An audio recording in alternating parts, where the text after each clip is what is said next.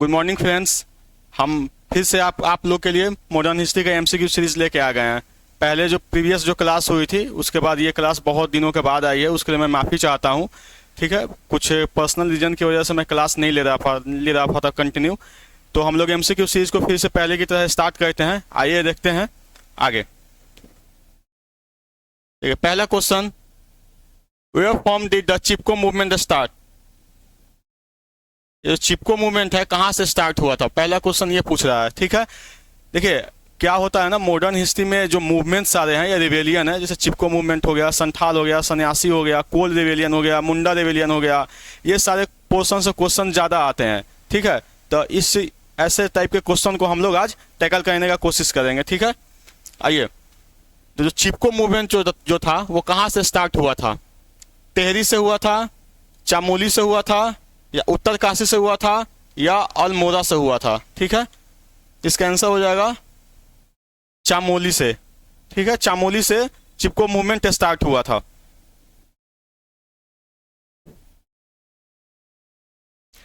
Where was the Sidhu of the Sidhu and Kanu Murmu the leader of the Santhal rebellion hanged. जो Santhal rebellion के जो leader थे Sidhu and कन्हू मुर्मू, ये जो मुर्मू एक टाइटल है जो, ठीक है, जो आदिवासी लोग ज़्यादातर यूज करते हैं। ठीक है, तो वहीं जो संथाल रिवेलियन के जो लीडर थे सिद्धू एंड कन्हू, उनको कहाँ पे हैंग कर दिया गया था या फांसी दे दी गई थी? किस जगह पे? रांची में, या पंचकथिया में, या देवघर में, या इन और जगह में से मोर देन ऑफ एबव। ठीक है, इसका आंसर हो जाएगा पंचकथिया। पंचकथिया में सिद्धू और कान्हू को फांसी दे दी गई थी। क्यों दे दी गई थी?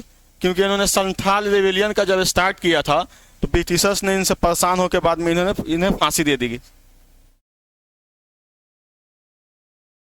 Who led the Santhal uprising. जो संथाल अपराइजिंग जो मूवमेंट था वो कौन लीड कर रहे थे? किसके, इसका लीडर कौन था? अभी जस्ट पहले, इसके पहले क्वेश्चन में मैंने आपको बताया था कौन था, सिद्धू एंड कान्हू। इसका आंसर हो जाएगा सिद्धू एंड कान्हू। जो बिरसा मुंडा था, बिरसा मुंडा रिवेलियन का लीडर था।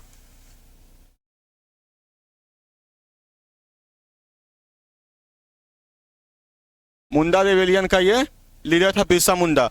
बिरसा मुंडा जो मुंडा रेवेलियन का लीडर था, तो मुंडा रेवेलियन किस जगह पे हुआ था? छोटा नागपुर में।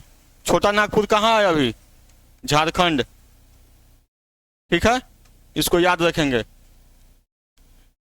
बिरसा मुंडा जो है, इनको आज भी झारखंड में पूजा जाता है भगवान की तरह। इनके नाम से एयरपोर्ट भी है झारखंड में।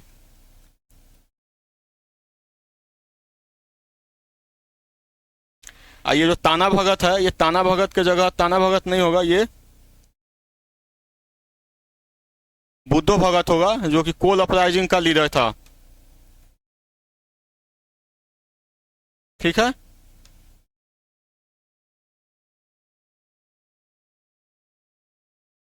देखिए next question, the tribal group called Santhals rose in revolt. ये जो संथाल जो रिवॉल्ट था, ठीक है, ये कब स्टार्ट हुआ था? जो संथाल जो रिवॉल्ट है, जब स्टार्ट हुआ था रिवेलियन, ये किस ईयर में स्टार्ट हुआ था? 1876 में 1876, या 1855 में 1855, या 1896 में 1896, या 1860 में 1860। देखिए, तो ये संथाल रिवेलियन का जो स्टार्ट हुआ था ये 1855-56 में हुआ था। 1855 से 1856 तक चला था ये। ठीक है, इसको ध्यान रखेंगे आप लोग। ओके, आइए फिफ्थ नंबर क्वेश्चन देखते हैं क्या कहता है। The Moplah rebellion took place between the year. ये जो मोपलाह रिवेलियन जो है वो कौन से ईयर में हुआ था? किस ईयर में मोपलाह रिवेलियन को अंजाम दिया गया था? 1970 to 1919, 1917 से 1919, 1923 से 1924, 1923 से 1924 तक, या 1921 to 1922, या 1921 से 1922 तक, या 1914 to 1915। बताइए इसका आंसर क्या होगा? इसका आंसर होगा 1921 to 1922, 1921 से 1922 के बीच में ये मोपलाह रिवेलियन का आगमन हुआ था। Who was the leader of Munda rebellion between 1875 से 1900, 1875 टू 1900 के बीच में जो ये मुंडा रेबेलियन हुआ था वो किसने किया था? अभी मैंने आपको बताया था कि मुंडा रेबेलियन झारखंड के छोटा नागपुर एरिया में हुआ था, जिसको बिरसा मुंडा लीड कर रहे थे। ठीक है, तो वो जो जब बिरसा मुंडा ने जब मुंडा रेबेलियन का जब स्टार्ट किया, किस ईयर में किया, कहाँ, कब स्टार्ट किया, कब खत्म किया? देखिए बिरसा मुंडा, ये तो आंसर होगा ही। ये बिरसा मुंडा ने इसको स्टार्ट किया था 1875 से 1900 तक चला था पूरा ये रेबेलियन, बहुत लंबा ये रेबेलियन चला हुआ था। ठीक है,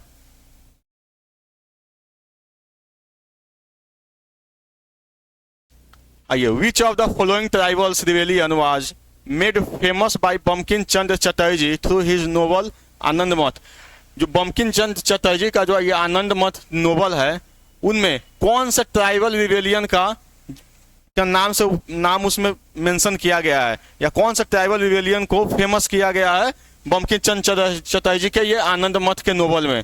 ठीक है, सन्यासी रिबेलियन को, रिवॉल्ट ऑफ रामोसिया, या किट्टू राइजिंग, या संबलपुर आउटब्रेक्स? ये चारों में से कौन सा ऐसा रिबेलियन है जो कि आनंद मठ ने, सॉरी, बंकिम चंद्र चटर्जी ने अपने नोवेल आनंद मठ में उसका मेंशन किया हुआ है बढ़िया से? इसका आंसर हो जाएगा सन्यासी रिवॉल्ट। सन्यासी रिवॉल्ट को बंकिम चंद्र चटर्जी ने अपने नोवेल आनंद मठ में मेंशन किया है। ठीक है, आइए नेक्स्ट क्वेश्चन देखते हैं। Why was the Kuka movement started? देखिए ये जो कुका मूवमेंट है स्टार्ट क्यों हुआ? ठीक है जी, ये जो कुका मूवमेंट क्यों स्टार्ट हुआ था, उसका रीजन क्या था? आइए ऑप्शंस देखते हैं हम। Movement against the money lender, क्या मनी लेंडर के अगेंस्ट मूवमेंट स्टार्ट करने का ये वजह था कुका मूवमेंट? या resentment of the peasants against the operations of zamindar? ठीक है, या forced cultivation of indigo without any proper remuneration? Indigo का जो कल्टीवेशन हुआ था बिना किसी फायदे के उनको फोर्स किया जा रहा था, फार्मर्स को या लेबर को, जो पीजेंट्स थे इंडिया के, उनको फोर्स किया जा रहा था कि आप इंडिगो का कल्टीवेशन कीजिए। इंडिगो का कल्टीवेशन में क्या होता था कि जब इंडिगो का जब कल्टीवेशन होता था ना, तो उस समय जब एक बार जब कल्टीवेशन हो जाता था इंडिगो का, तो वो लैंड जो है वहाँ का, जिस एरिया में जो कल्टीवेट होता था, जो फसल ये उगाया जाता था इंडिगो का, तो वो जो एरिया है, वो जो लैंड है, वो फिर दोबारा से उपजाऊ कुछ समय के लिए नहीं रहती थी। ठीक है, इसलिए, और इंडिगो में ज़्यादा फायदा होता था ब्रिटिशर्स को, तो इसलिए वो फार्मर्स को ज़्यादातर फोर्स करते थे कि तुम इंडिगो का ही खेती करो मैक्सिमम। डी नंबर में ऑप्शन देखते हैं क्या कह रहा है। D generation of Sikh religion and loss of Sikh sovereignty, Sikh religion का पतन होना या सिख सोवर्निटी का पतन होना, क्या ये रीजन था? बताइए। तो हाँ, इसका आंसर ये होगा, D generation of Sikh religion and loss of sovereignty. Sovereignty का जो सिख रिलीजन थे उनका पतन हो रहा था धीरे धीरे, जिस वजह से कुका मूवमेंट स्टार्ट हुआ था।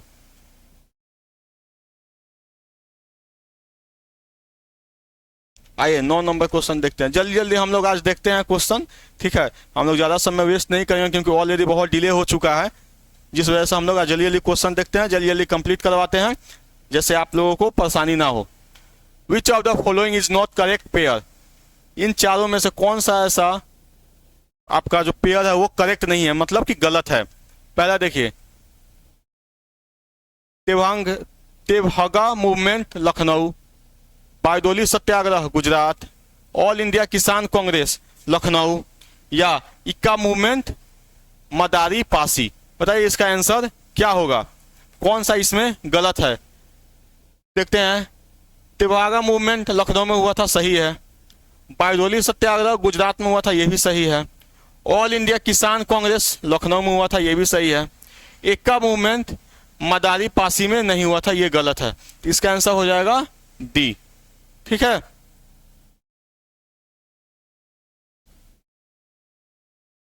देखिए 3 नंबर क्वेश्चन देखते हैं। All India Kisan Sabha which was first peasant organisation of India was constituted in which year?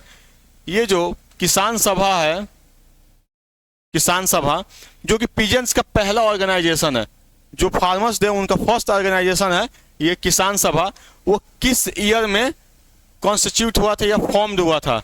इसको हम फॉर्म्ड बोल सकते हैं। किस ईयर में वो फॉर्म्ड हुआ था या कॉन्स्टिट्यूट हुआ था?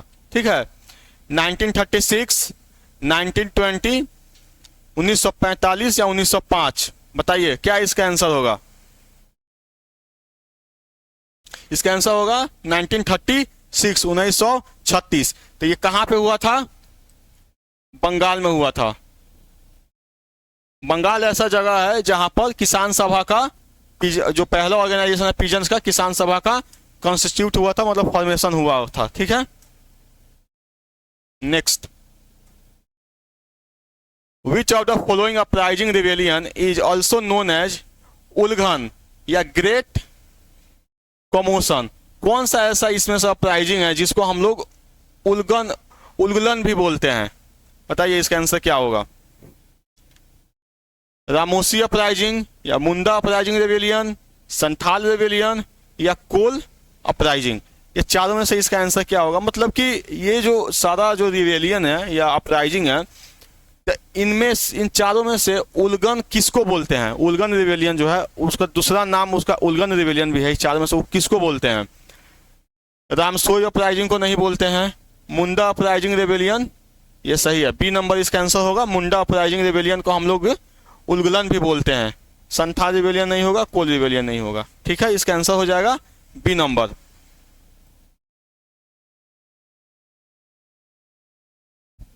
Y was the Kuka movement started? Sorry, ये क्वेश्चन दोबारा आ गया है।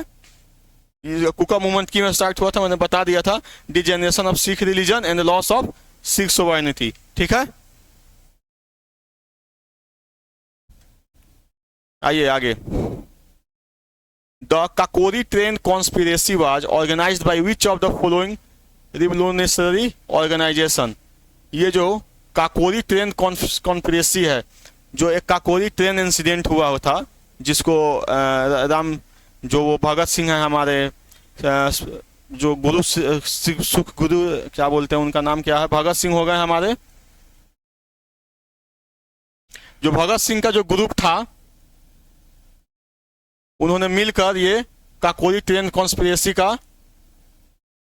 इस घटना को अंजाम दिया हुआ था। ये हमारे यूपी में ही दिया हुआ था। लखनऊ से लगभग 16 किलोमीटर आगे जो ये काकोरी जगह का नाम है, इस जगह पे इन्होंने ट्रेन को लूटा था। जो ब्रिटिशर्स का जो सारा खजाना हुआ या अन्न हो गया, ये सारे चीज जा रहे थे, तो उस बीच में इन्होंने बीच में ही ट्रेन को रोक के उन्होंने लूटा हुआ था। ठीक है, देखिए इसका ऑप्शन, इसका आंसर क्या हो जाएगा? अनुशीलन समिति ने किया था, या गद्दर पार्टी ने किया था, या हिंदुस्तान रिपब्लिक एसोसिएशन ने किया था, या हिंदुस्तान सोशलिस्ट रिपब्लिक एसोसिएशन ने किया था? बताइए इसका आंसर क्या होगा? इसका आंसर सी हो जाएगा, हिंदुस्तान रिपब्लिकन एसोसिएशन। इनका जो संगठन था, भगत सिंह का संगठन था। ठीक है, राम उसके इसमें भगत सिंह का जो मेंबर थे, ग्रुप में जो शामिल थे, वो सारे मिलकर काकोरी ट्रेन कॉन्स्पिरेसी को अंजाम देते हैं, इस इंसिडेंट को अंजाम देते हैं। कहाँ, किस जगह पे? काकोरी में। काकोरी कहाँ पे है? लखनऊ से लगभग 16 किलोमीटर के डिस्टेंस पे है। आइए एक स्टेटमेंट वाला क्वेश्चन देख लेते हैं। विच of the following statement regarding the withdrawal of non cooperation movement? ये जो नॉन कोऑपरेशन मूवमेंट हुआ था, वो विड्रॉल क्यों हुआ था? Withdrawal of non cooperation movement, Mahatma Gandhi ने नॉन कोऑपरेशन मूवमेंट को विड्रॉल क्यों कर लिया था? आइए देखते हैं इसका ऑप्शन क्या क्या स्टेटमेंट क्या कह रहा है।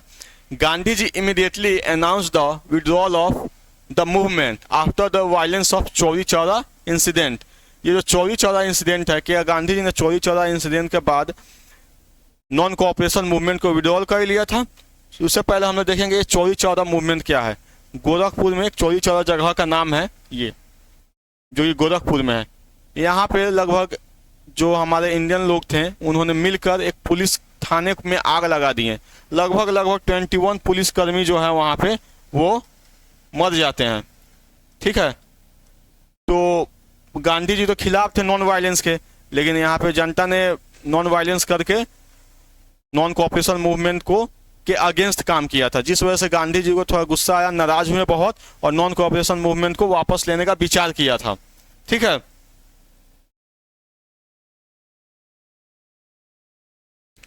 आइए आगे देखते हैं। सेकेंड स्टेटमेंट क्या कर रहा है? The Congress working committee met at Bardoli in February 1922 and resolve to stop all activity under the non cooperation movement. जो कांग्रेस का जो ये वर्किंग कमेटी है कांग्रेस का, ये बारडोली में मिलते हैं फरवरी महीना में 1922 में, और वो क्या कहते हैं, जो नॉन कॉपरेशन मूवमेंट का जितना सारा एक्टिविटी है उसको बंद करने का या रोकने का आदेश देते हैं। सही है या गलत, देखते हैं। In March 1922 Gandhi ji was arrested and sentence to 10 year jail. March 1922 में गांधी जी को अरेस्ट कर लिया जाता है और 10 साल की उनको सजा दे दिया जाता है। क्या ये स्टेटमेंट सही है? ऑप्शन देखते हैं क्या क्या है। ऑप्शन ओनली 1 है, या 1 एंड 2 ओनली है, 2 एंड 3 है, या ओनली 3 है? बताइए इसका आंसर। इसमें ये स्टेटमेंट सही है, इसमें ये स्टेटमेंट सही है, लेकिन इसमें ये स्टेटमेंट गलत है। गांधी जी को अरेस्ट जरूर किया गया था, लेकिन नॉन कोऑपरेशन मूवमेंट के रिलेटेड में नहीं किया गया था। तो इसका ऑप्शन आंसर क्या हो जाएगा? B number 1 and 2। Gandhi ji Chauri Chaura violence से इमीडिएट इफेक्ट जो पड़ा चौरी चौरा इंसिडेंट से, तो गांधी जी ने इमीडिएट नॉन कोऑपरेशन मूवमेंट को विड्रॉल कर लिया था। बारडोली जो ये कांग्रेस का वर्किंग कमेटी है, बारडोली फरवरी 1922 में मिलते हैं और नॉन कोऑपरेशन मूवमेंट से जितनी भी सारी एक्टिविटी चल रही थी उसको बंद करवा दिया। देखिए, who is called the father of modern India. जो मॉडर्न इंडिया है उसके फादर कौन है, मतलब जो मॉडर्न इंडिया के पिता कौन है हमारे? राजा राम मोहन रॉय, दयानंद सरस्वती, रमेश चंद्र दत्ता या सहजानंद सरस्वती? राजा राम मोहन राय जो हैं वो हमारे father of modern India, modern India के हमारे आधुनिक भारत के हमारे पिता कौन है? Raja Ram Mohan Roy. Who was the leading farmer leader of Bihar. जो ये बिहार में बिहार के जो फार्मर्स थे उनका लीडिंग फार्मर्स कौन था, लीडर कौन था? जो जो फार्मर्स जो थे हमारे बिहार के उनका मेन लीडर कौन था? सहजानंद सरस्वती या राजेंद्र प्रसाद या राजकुमार शुक्ला या राजा राम मोहन रॉय? बताइए इसका आंसर क्या होगा? राजेंद्र प्रसाद थे या राजकुमार शुक्ला थे या राजा राम मोहन रॉय थे या सहजानंद सरस्वती थे? इसका आंसर हो जाएगा ए, सहजानंद सरस्वती। ठीक है, इनके बारे में आपको थोड़ा सा जानना जरूरी है। राजकुमार शुक्ला जो है हमारे बिहार के ही है। ठीक है, इन्होंने ही सबसे पहले गांधी जी से जाके मिला था और गांधी जी को अप्रोच किया था बिहार में आने के लिए। उनको बहुत रिक्वेस्ट करके मनाया था कि आप चलिए बिहार में, बिहार का हालत देखिए, बहुत स्थिति वहाँ पे खराब है, वहाँ पे आप कुछ कीजिए। तो यही जो है राजकुमार शुक्ला ने गांधी जी को फोर्सली बिहार लेके आया था, जहाँ से गांधी जी ने सबसे अपना जो सत्याग्रह स्टार्ट किया था, पहला सत्याग्रह चंपारण सत्याग्रह 1917 में। ठीक है, 1917 में गांधी जी ने चंपारण सत्याग्रह स्टार्ट किया था। कहाँ से? मोतिहारी से। मोतिहारी एक बिहार में एक डिस्ट्रिक्ट है, वहाँ से चंपारण सत्याग्रह का गांधी जी ने स्टार्ट किया था, जो गांधी जी का पहला सत्याग्रह था। तो गांधी जी को बिहार लाने में किसका हाथ था? राजकुमार शुक्ला का। आइए next. When Hindu college was established by राजा राम मोहन रॉय। राजा राम मोहन रॉय के द्वारा जो हिंदू कॉलेज है वो कब एस्टेब्लिश किया हुआ था? जो हिंदू कॉलेज है वो बेसिकली जो है राजा राम मोहन के द्वारा एस्टेब्लिश किया गया था 1817 में, 1825, 1810 या 1800 में। इसका आंसर हो जाएगा 1817 में। 1817 में राजा राम मोहन रॉय ने हिंदू कॉलेज का एस्टेब्लिश किया हुआ था। ठीक है, आइए 18 नंबर क्वेश्चन देखते हैं। हु फाउंडेड द तत्वबोधनी सभा इन 1839 1839? 1839 में ये जो तत्वबोधनी सभा जो है वो कौन फाउंड किया था? जो तत्वबोधनी सभा जो है उनके फाउंडर कौन है जो 1839 में? देवेंद्र नाथ टैगोर, केशव चंद्र सेन, रविंद्रनाथ टैगोर या आनंद मोहन? बताइए, इसका आंसर हो जाएगा ए नंबर, देवेंद्र नाथ टैगोर। देवेंद्र नाथ टैगोर ने है वो तत्वबोधनी सभा का इस्टेब्लिशमेंट किया था और इन्होंने तत्वबोधनी स्कूल का भी, जो एक स्कूल है उसका भी इन्होंने इस्टेब्लिशमेंट किया था। ठीक है, आइए आगे बढ़ते हैं।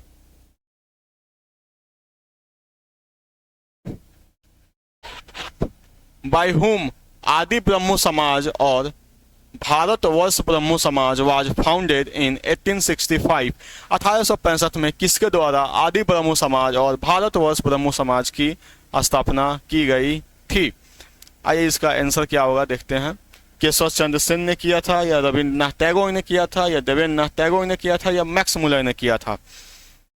ना ही ये केशव चंद्र नहीं किया था, ये रविन्द्रनाथ टैगोर ने भी नहीं किया था, मैक्स मुलर ने भी नहीं किया था। इसका आंसर हो जाएगा देवेंद्रनाथ टैगोर। देवेंद्रनाथ टैगोर ने आदि ब्रह्मो समाज और भारतवर्ष ब्रह्मो समाज की स्थापना की थी कब? 1865 में।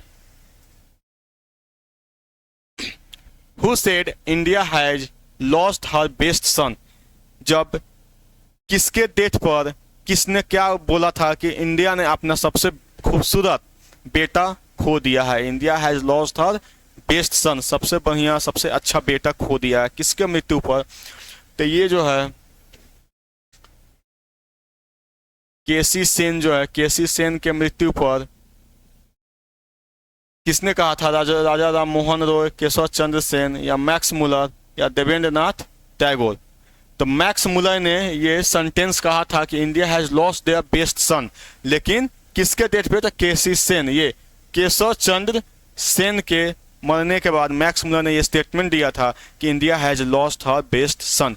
यहाँ देखिए हम लोग ने हर का यूज किया है। हर क्यों हम लोग यूज किए हैं, यहाँ आप लोग थोड़ा सा समझने का कोशिश करेंगे, क्योंकि इंडिया जो है, भारत जो है, हम भारत को हम अपनी माँ बोलते हैं, और माँ के लिए, लेडीज के लिए हमेशा हर का प्रयोग होता है, जिस वजह से हम लोग यहाँ हर का यूज किए हुए हैं। आइए next, first Indian daily newspaper in English language called.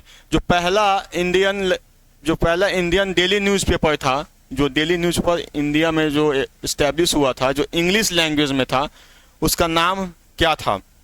पहला इंडियन मिरर, या भारत दर्पण जो 1861 में आया था, या टाइम्स ऑफ इंडिया जो आजकल हम लोग टाइम्स ऑफ इंडिया देखते हैं, इंग्लिश न्यूज़पेपर आती है, वो था, या बंगाल गैजेट था जो 1780 में आया था, 1780 में, या केसरी था जो 1881 में आया था, 1881 में जो आया हुआ था। बताइए इनमें से चारों में से कौन सा आंसर सही है? कौन सा न्यूज़पेपर इंग्लिश लैंग्वेज में पहले इंडिया में आया था? इसका आंसर हो जाएगा सी, बंगाल गैजेट। कहाँ पे आया था ये? बंगाल में आया था, जिस वजह से इसका नाम बंगाल गैजेट पर आया। ठीक है, आइए आगे बढ़ते हैं। आइए 22 नंबर हम लोग देखते हैं क्या कह रहा है। Select the correct answer from them. इनमें से करेक्ट आंसर क्या है हम लोग देखते हैं। ब्रह्मो समाज जो है 1828 में ब्रह्मो समाज 1828 में लाया गया था राजा राम मोहन रॉय के द्वारा। क्या यह स्टेटमेंट सही है?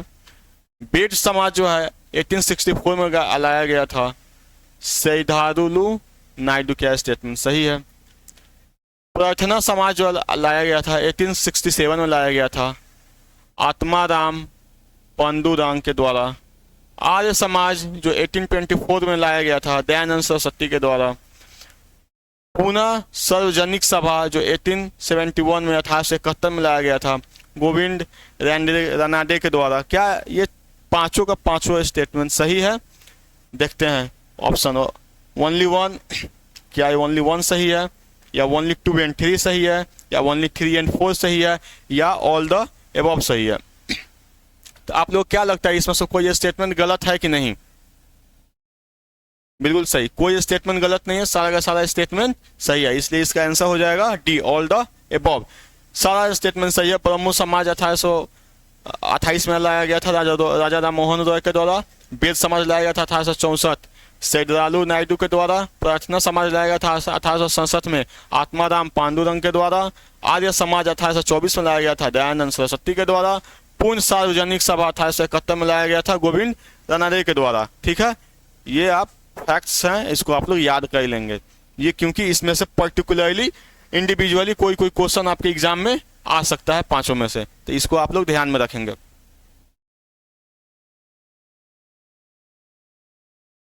आइए, when was national youth day celebrated? जो नेशनल यूथ डे है वो कब सेलिब्रेट किया जाता था, सर किया जाता है आज भी? 12 जनवरी को, 15 फरवरी को, 1 मार्च को या 31 जनवरी को? बताइए। सबसे पहले हम लोग ये जानेंगे जो ये नेशनल यूथ डे है वो क्यों सेलिब्रेट किया जाता है। तो जो नेशनल यूथ डे जो है वो विवेकानंद जयंती पर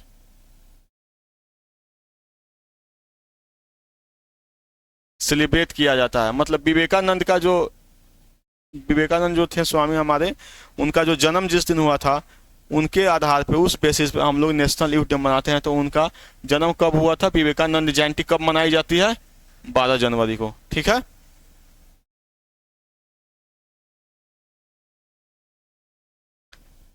Who wrote the book Satyarth Prakash? जो ये सत्यार्थ प्रकाश का जो बुक है वो किसने लिखा था? दयानंद सरस्वती ने, केशव चंद्र सेन ने या स्वामी विवेकानंद ने या अगेन दयानंद सरस्वती ने? ये दोनों ऑप्शन सेम है। बताइए इसका आंसर क्या होगा?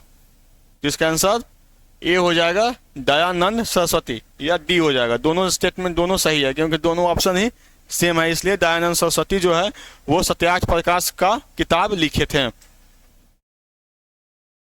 आइए 25 नंबर देखते हैं। Who participated in the second religion conference held in Paris in 1900? जो 1900 में जो सेकेंड रिलीजियस कॉन्फ्रेंस हुआ था पेरिस में, उसको कौन अटेंड किया था? स्वामी विवेकानंद ने अटेंड किया था या राजा राम मोहन रॉय ने, केशव चंद्र सेन ने या महात्मा गांधी ने? बताइए। जो महात्मा गांधी हो गए, केशव चंद्र सेन हो गए, राजा राम मोहन रॉय हो गए या स्वामी विवेकानंद है? बताइए। बिल्कुल सही, इसका आंसर होगा स्वामी विवेकानंद। स्वामी विवेकानंद ने जो रिलीजियस सेकेंड कॉन्फ्रेंस पेरिस में हुआ था 1900 में, उसको अटेंड करने वो पेरिस गए थे।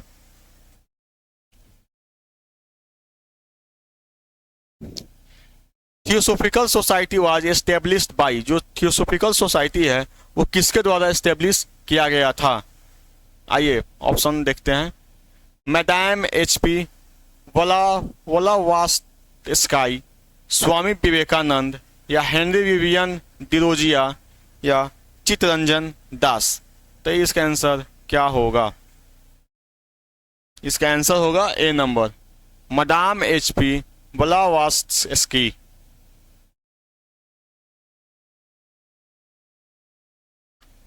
ट्वेंटी 27 नंबर क्वेश्चन देखते हैं।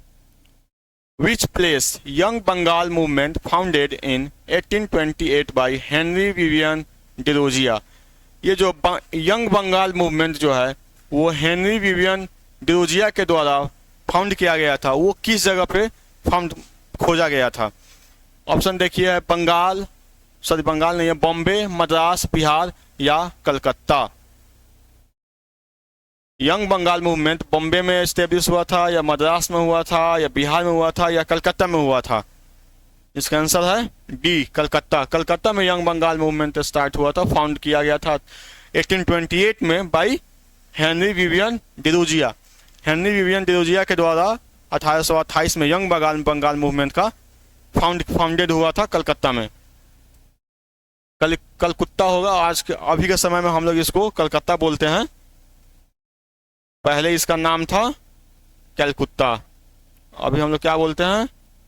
कोलकाता। ठीक है।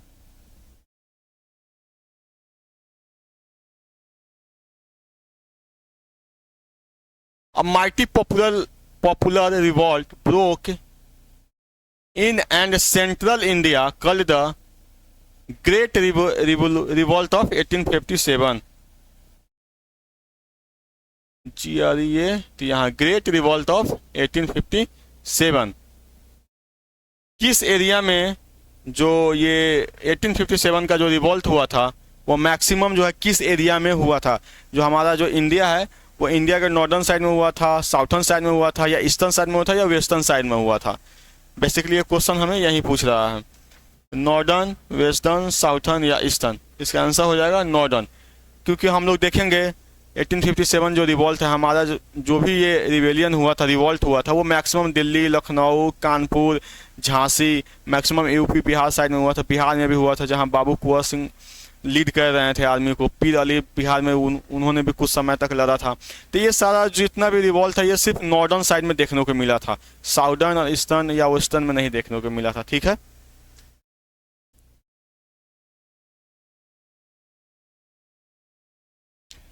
The grease was in some instance composed of and pig fat।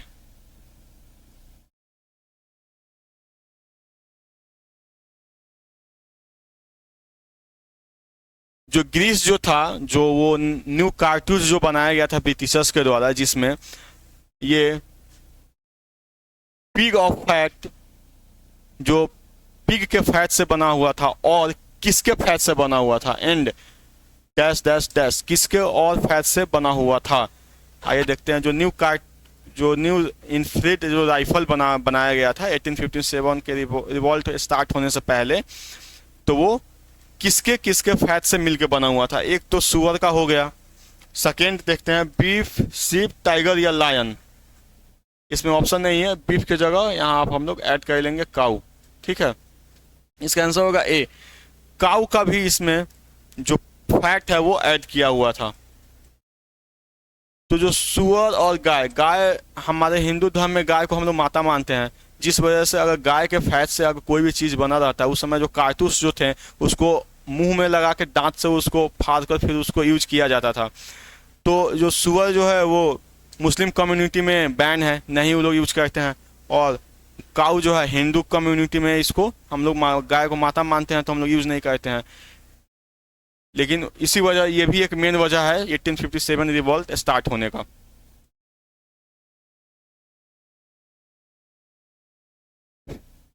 Who among the following was appointed as the first viceroy of British India? जो ब्रिटिश इंडिया का जो फर्स्ट वाइसरॉय है वो कौन बना था? जो फर्स्ट वाइसरॉय ब्रिटिश इंडिया कौन था? लॉर्ड कैनिंग, लॉर्ड वेवेल या लॉर्ड इरविन या लॉर्ड मायो? देखिए, पहले क्या था, हमारे इंडिया में गवर्नर जनरल हुआ करता था, आपको पता होगा, governor general, governor general of India. लेकिन क्या हुआ, जब 1857 का जब रिवॉल्ट हुआ, 1857 के रिवॉल्ट के बाद एक 1858 का प्रोक्लेमेशन आया, प्रोक्लेमेशन। ये जो 1857 का जो प्रोक्लेमेशन आया था, जो एक एक्ट आया था, जो पास किया गया था ब्रिटिश के द्वारा, ब्रिटिश गवर्नमेंट के द्वारा। उस समय ब्रिटिश गवर्नमेंट में कौन थी? Queen Victoria. क्वीन विक्टोरिया के द्वारा ये प्रोक्लेमेशन 1858 का जो पास किया गया था, जिसमें ये गवर्नर जनरल ऑफ इंडिया का जो है ये पोस्ट को हटाकर न्यू पोस्ट लाया गया था, जिसका नाम दिया गया था वाइसरॉय। जो वाइसरॉय जो है वो न्यू पोस्ट लाया गया था, गवर्नर जनरल को रिमूव कर दिया गया था। ठीक है, तो जो फर्स्ट वाइसरॉय जो बने थे वो थे लॉर्ड कैनिंग, और जो फर्स्ट वाइसरॉय जो लॉर्ड कैनिंग बने हुए थे, तो लास्ट ये गवर्नर जनरल कौन था? तो यही थे लॉर्ड कैनिंग। लॉर्ड कैनिंग ही लास्ट गवर्नर जनरल बने थे। ठीक है,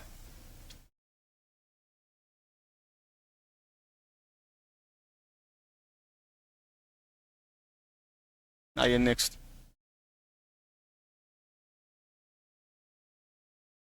नेक्स्ट क्वेश्चन क्या कह रहा है? Which among the following was the socio religious reform by East India Company that added fire to the revolt of 1857?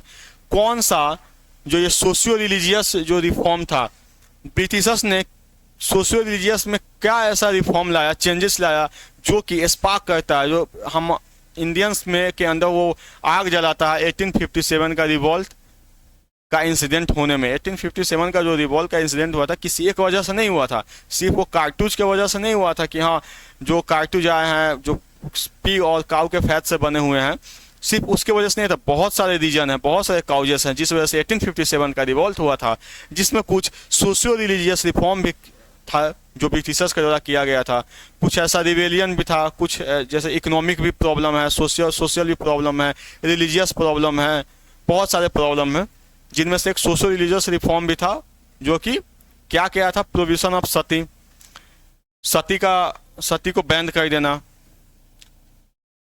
ये 1829 में सती को बैन कर दिए थे। सती प्रथा क्या थी, आप लोगों को मैंने पिछले क्लास में बताया था कि सती प्रथा एक ऐसी प्रथा है जिसमें अगर एक लड़के का मीन्स किसी एक लड़की के हस्बैंड का अगर डेथ हो जाता है, वो मर जाते हैं, तो जो उनकी चीता जो होती है, जो चीता जब जलाया जाता है उस लड़के का मीन्स वो लड़की के हस्बैंड का, तो वो लड़की को भी वो चीता के ऊपर जिंदा लेटा दिया जाता था और जला दिया जाता था। उसी को हम लोग सती प्रथा या प्रोहिबिशन ऑफ सती बोलते हैं, जो कि 1829 में ब्रिटिशर्स के द्वारा एबॉलिश कर दिया गया था, हटा दिया गया था। Window remarriage act 1856, window remarriage जो जिनके हस्बैंड मर जाते हैं, जो महिलाएं विधवा हो जाती है, तो पहले के समय में उनका रीमैरिज नहीं हुआ था, दोबारा शादी नहीं होती थी, वो पूरा आजीवन वैसे ही अपना जीवन व्यतीत करती थी। लेकिन ब्रिटिशर्स जब इंडिया आए तो उन्होंने भी इस प्रथा को हटा दिया, रिमूव कर दिया। उन्होंने अलाउ किया कि अब विधवा वुमेन भी शादी कर सकती है दोबारा से। ये एक्ट जो पास हुआ था कब हुआ था, 1856 में हुआ था। वुमेन्स एजुकेशन, वुमेन एजुकेशन जो है, पहले के समय में लड़कियों को पढ़ने की इजाज़त नहीं दी जाती थी, स्कूल कॉलेज या बाहर जाने की परमिशन नहीं मिलती थी, जिसको लेकिन ब्रिटिशर्स जब आए तो वुमेन एजुकेशन को भी बढ़ावा मिला और वुमेन एजुकेशन के प्रति उन्होंने बहुत सारे रिफॉर्म भी लाए, बहुत सारे काम भी किए। तो ये तीनों चीज़ें जो हैं वो हम क्या लगा हमारे लोगों को, इंडियंस लोगों को लगा कि ये अब हमारे धर्म में घुसकर और हमारे रिलीजियस के अंदर धर्म में घुस के हमें ये परेशान कर रहे हैं ब्रिटिशर्स, ये टॉलरेट नहीं किया जाएगा। क्योंकि देखिए कोई भी युद्ध जब कब तक नहीं होता है जब तक आप किसी के इंसान के धर्म के अंदर ना जाइए। अगर धर्म में आप जाइएगा तो युद्ध होना ही होना है, ठीक है। आज भी अगर कोई भी कुछ भी मैटर होता है इंडिया में, आप मैक्सिमम देखेंगे हिंदू मुस्लिम कम्युनिटी में होता है। क्यों होता है? क्योंकि ये एक रिलीजियस मैटर हो गया है, धर्म का मैटर हो गया है। इसीलिए इसका आंसर हो जाएगा ऑल द अबव। ये सारे वजह थे जिसके वजह से 1857 का जो रिवॉल्ट है वो पॉसिबल हुआ था। आइए 32 नंबर क्वेश्चन देखते हैं। 32, who introduce telegraph and postal system in India? जो टेलीग्राफ एंड पोस्टल सिस्टम जो है इंडिया में किसने इंट्रोड्यूस किया था? आइए हम लोग ऑप्शन देखते हैं। विलियम बेंटिक, कॉर्नवालिस, लॉर्ड हैंस्टिंग या लॉर्ड डलहौजी? बताइए इसका आंसर क्या होगा। Telegraph postal system in India कब आया था, इंडिया में कब लॉन्च हुआ था? इसका आंसर होगा लॉर्ड डलहौजी। लॉर्ड डलहौजी जो हैं इनके द्वारा telegraph and postal system India में लाया गया था। कब लाया गया था?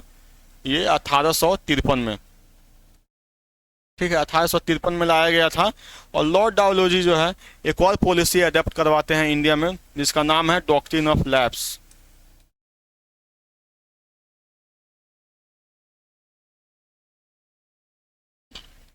ये डॉक्ट्रिन ऑफ लैप्स भी एक बहुत बड़ा रीजन था 1857 का रिवॉल्ट होने में। देखिए डॉक्ट्रिन ऑफ लैप्स क्या है इसके बारे में जान लेते हैं। जब डलहौजी गवर्नर जनरल बन के इंडिया में जब आए, ठीक है, तो इनका क्या मानना था कि ये लोग ब्रिटिशर्स बहुत इंडिया में बहुत सारे जगह पे अपना एम्पायर इस्टेब्लिश कर चुके थे, लेकिन और सारे ट्रेजरी और सारा किंगडम जो प्रोविंस जो थे उसको और अपने अंदर लेने की कोशिश कर रहे थे।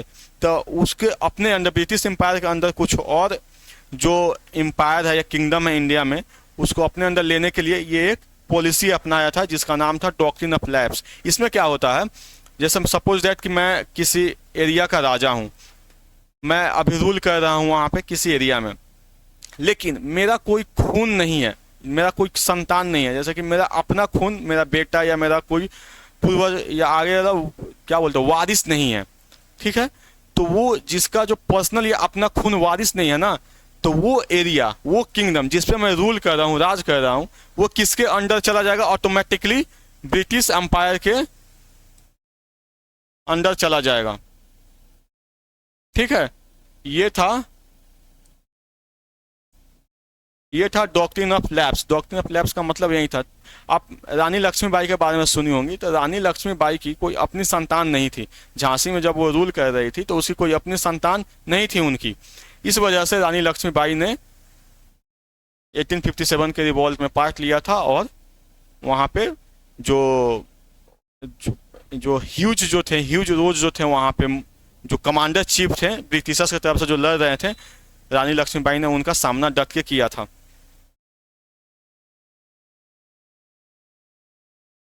नेक्स्ट क्वेश्चन देखते हैं 33। When was telegraph introduced in India? India में टेलीग्राफ कब इंट्रोड्यूस किया गया था? 1822, 1853 या 1834 या 1876? 1822, 1853 या 1834 या 1876? बताइए इसका आंसर क्या होगा? इसका आंसर हो जाएगा 1853, बी नंबर। किस जगह से स्टार्ट हुआ था? पहला आगरा से स्टार्ट हुआ था। अभी कुछ देर पहले मैंने बताया था किसके द्वारा स्टार्ट किया गया था? डलहौजी के द्वारा स्टार्ट किया था। डलहौजी के द्वारा स्टार्ट किया गया था, ठीक है, आगरा से।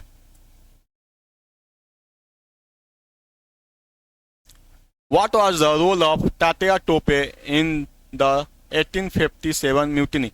जो 1857 म्यूटिनी रिवॉल्ट था उसमें तात्या टोपे का क्या रोल था? ठीक है, क्वेश्चन देखते हैं, ऑप्शन देखते हैं क्या कह रहा है। He was commander in chief of the army of Nana Saheb. क्या यह नाना साहेब के आर्मी का कमांडर चीफ था? नाना साहेब कौन थे? जो 1857 रिवॉल्ट का नेतृत्व कर रहे थे। कहां से? कानपुर से।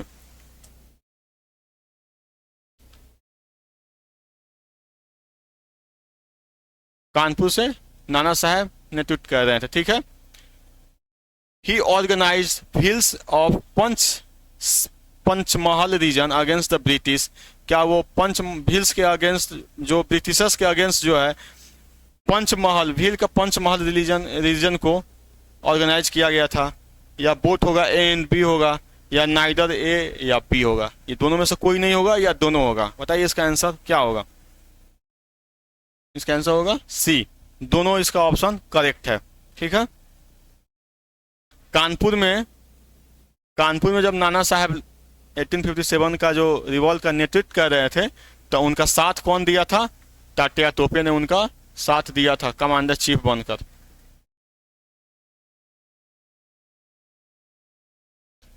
Who was the Nawab of Awadh when it was annexed in the year 1856?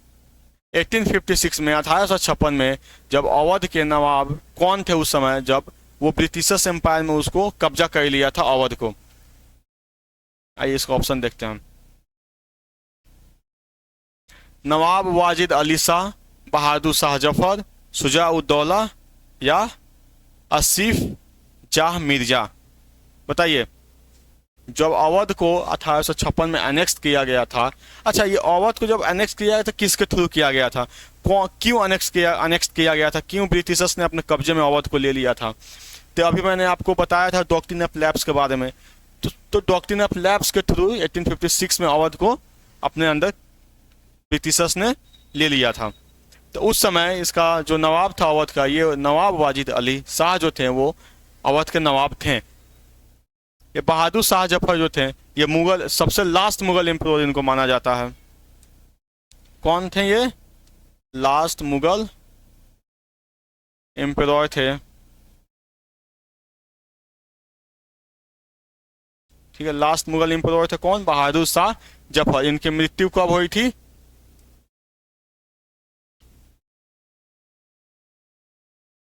1861 में, 1861। और बहादुर शाह जफर जो है यही जो है 1857 रिवॉल्ट का लीडर ने, ये जो लीडर बनते हैं दिल्ली से, जब मेरठ से, जब 1857 का रिवॉल्ट मेरठ से स्टार्ट होता है, वहाँ से लोग दिल्ली की तरफ मूव करते हैं। और दिल्ली की तरफ मूव करके बहादुर शाह जफर जो लाल किला में उस समय रह रहे थे, सारे लोगों ने इनसे रिक्वेस्ट किया कि आप हमारी मदद कीजिए और हमारे लीडर आप, क्योंकि आप ही एक इकलौते बचे हुए हैं जो मुगल साम्राज्य के लीडर हैं। बाकी और सारे जो अच्छे लीडर थे वो या तो वो बीमार थे या कहीं और थे, या वो लीडर नहीं बनना चाह रहे थे, या उनकी मृत्यु हो चुकी थी। तो एक यहीं बचे हुए थे जिनसे लोगों ने रिक्वेस्ट की, तो लेकिन ये मान गए और इन्होंने 1857 रिवॉल्ट का नेतृत्व किया था, लीडर बने हुए थे।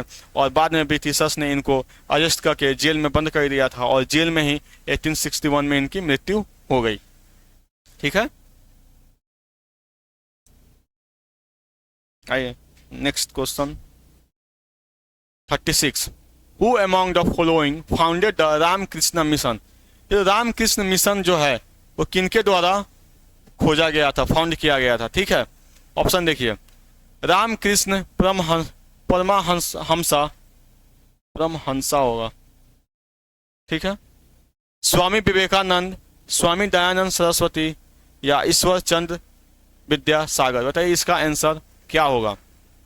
रामकृष्ण परमहंसा ने किया था, या स्वामी विवेकानंद ने किया था, या स्वामी दयानंद सरस्वती ने किया था, या ईश्वर चंद्र विद्यासागर ने किया था। रामकृष्ण मिशन का फाउंडर कौन है?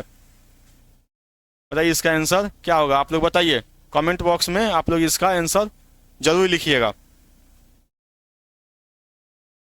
स्वामी विवेकानंद ने इसका, रामकृष्ण मिशन का फाउंडर कौन थे? Swami Vivekananda. Who among the following played an important role in passing the Native Marriage Act in 1872? ये जो नेटिव मैरिज एक्ट है जो 1872 में लाया गया था, इनमें से कौन जो है वो इसको पास किए थे, नेटिव मैरिज एक्ट को? देखिए सबसे पहले ये नेटिव मैरिज एक्ट क्या है। ये एक मैरिज एक्ट है। मैरिज एक्ट का मतलब कि वो जो शादी का करने का जो रियल एज होता है वो एक्ट, इस एक्ट में मेंशन किया गया है। तो जो मैरिज एज जो है ये बेसिकली एक मैरिज एज एक्ट है। ठीक है,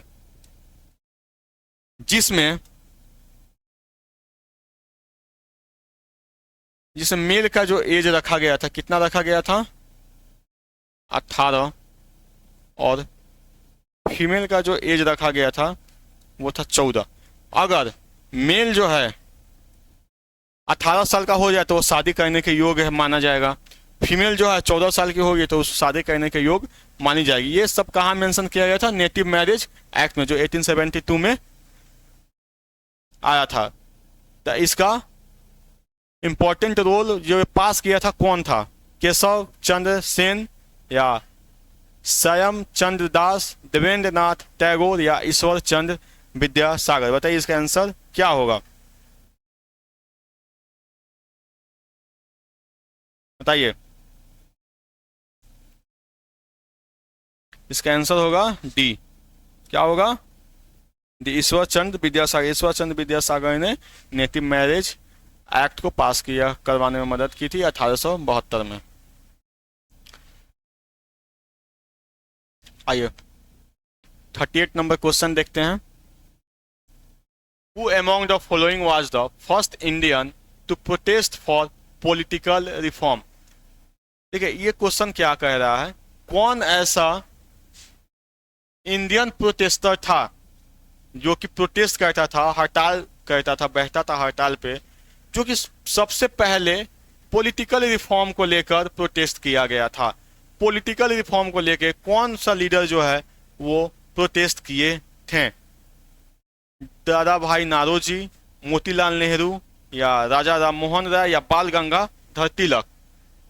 बताइए इसका आंसर क्या होगा। इसका आंसर हो जाएगा दादा भाई नारोजी। दादा भाई नारोजी एक ऐसे लीडर थे जिन्होंने पॉलिटिकल रिफॉर्म को लेके प्रोटेस्ट किया था। किसके अगेंस्ट किया था? ब्रिटिशर्स के against. Next 39, which one of the following is not matched? कौन सा इसमें जो है वो मैच नहीं कर रहा है? आइए पहला जो है sati prohibition act 1829, Hindu widow marriage act 1850, यहाँ छूटा हुआ है, एज ऑफ कंसेंटमेंट एक्ट 1891, या शारदा एक्ट 1885। बताइए इसका आंसर क्या होगा। क्या सती प्रोहिबिशन एक्ट 1829 होगा, या हिंदू विडो मैरिज एक्ट 1800 यहाँ 56 होगा, यहाँ ऑप्शन छूट गया, 1856। ठीक है, हिंदू विडो मैरिज एक्ट 1856 होगा, या एज कॉन्सेंट एक्ट 1891 होगा, या शारदा एक्ट 1885 होगा। बताइए इसका आंसर क्या होगा। तो मैंने अभी कुछ देर पहले आप लोग को बताया था सती प्रोहिबिशन एक्ट 1829 में आया था, सही है। हिंदू विडो मैरिज एक्ट 1856 में आया था, ये भी सही है। एज ऑफ कंसेंट एक्ट 1891 में आया था, ये भी सही है। हाँ, ये जो है शारदा जो एक्ट है ये गलत है, मतलब इसका आंसर ये होगा डी नंबर। ठीक, क्योंकि नॉट मैच्ड पूछ रहा है, इसका आंसर ये होगा, सारदा एक्ट। 1885 में ये नहीं आया था। ये कब आया था? 1920 में आया था। कब आया था? 1920 में। आइए आगे बढ़ते हैं। देखिए 40 नंबर क्वेश्चन क्या कह रहा है, consider the following statement in the context of Aligarh movement. Aligarh movement के कॉन्टेक्स्ट में कौन सा स्टेटमेंट सही है, कौन सा स्टेटमेंट गलत है। आइए हम लोग देखते हैं क्या इसका ऑप्शन या स्टेटमेंट क्या कह रहा है। The originator of Aligarh movement was Sir Syed Ahmad Khan. Sir Syed Ahmad Khan जो है, क्या ये अलीगढ़ मूवमेंट का फाउंडर थे या ओरिजिनेटर थे? The main objective of the Aligarh movement was to achieve independence for India. क्या अलीगढ़ मूवमेंट जो हुआ था, क्या उनका मेन ऑब्जेक्टिव इंडिया का इंडिपेंडेंस था या इंडिया का स्वतंत्रता था? तो पता है दोनों में से कौन सा स्टेटमेंट होगा? इसका ऑप्शन है ओनली वन, ओनली टू, या बोथ वन एंड टू, या नाइदर वन एंड टू, ये दोनों या दोनों में से कोई नहीं। बताइए इसका आंसर क्या होगा? तो इसका आंसर हो जाएगा ओनली वन। जो ओरिजिनेटर जो ऑफ अलीगढ़ मूवमेंट के थे वो सर सैयद अहमद खान थे, लेकिन इनका जो अलीगढ़ मूवमेंट का ऑब्जेक्टिव भारत की स्वतंत्रता तो बिल्कुल ही नहीं थी। तो अलीगढ़ मूवमेंट का जब भारत की स्वतंत्रता जो अलीगढ़ मूवमेंट का ऑब्जेक्टिव नहीं था तो क्या था? तो अलीगढ़ मूवमेंट का जो ऑब्जेक्टिव था वो था improve education, economic and education, education हो गया, इकोनॉमिक हो गया,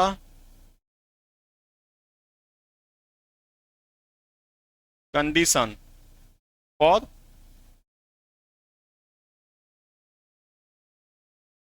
मुस्लिम कम्युनिटी।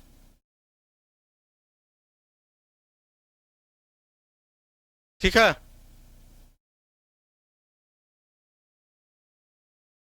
एजुकेशन और इकोनॉमिक, हाँ एक एंड सोशल।